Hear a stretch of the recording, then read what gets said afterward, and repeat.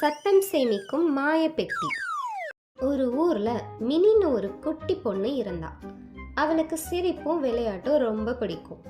ஆனா மத்தவங்க பேச்சை எப்பவுமே கேட்க மாட்டா. ஒரு நாள் ஆற்றங்கரையில விளையாடிக்கிட்டு இருந்தா.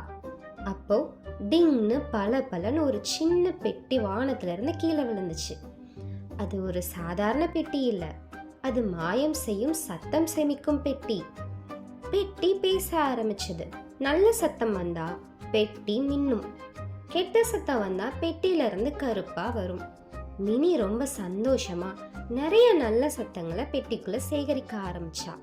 பறவைகள் கத்துற சத்தம், தண்ணி விழுற சத்தம், இந்த சத்தம் எல்லாம் பெட்டிக்குள்ள போகும்போது பெட்டி பளிச்சுன்னு ஜொலிக்கும். ஆனா ஒரு நாள் மினியோட அப்பா அவகிட்ட ஏதோ வேலை சொல்ல, மினி கோபத்துல நான் செய்ய மாட்டேன்னு கத்துனா. அந்த கெட்ட சத்தமும் பெட்டிக்குள்ள போயிடுச்சு. உடனே பெட்டிக்குள்ள இருந்து கருமை வர ஆரம்பிச்சது. மினி பயந்து இதை எப்படி சரி பண்றதுன்னு கேட்டா. பெட்டி மெதுவா பேசுச்சு.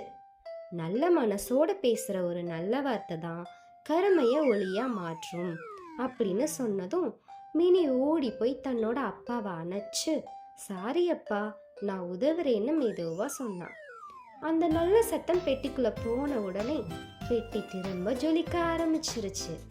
அதுல இருந்த ஒரு குட்டி அழகான மந்திர பறவை வெளியே பறந்து வந்து மினி கூட விளையாட ஆரம்பிச்சது.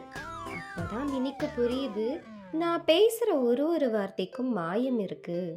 நல்லது பேசுனா நல்லதுதான் நடக்கும், தீய சொற்கள் இருளை தான் உருவாக்கும். அதனால நீங்களும் குட்டீஸ் எப்பவுமே நல்லதையே பேசுங்க.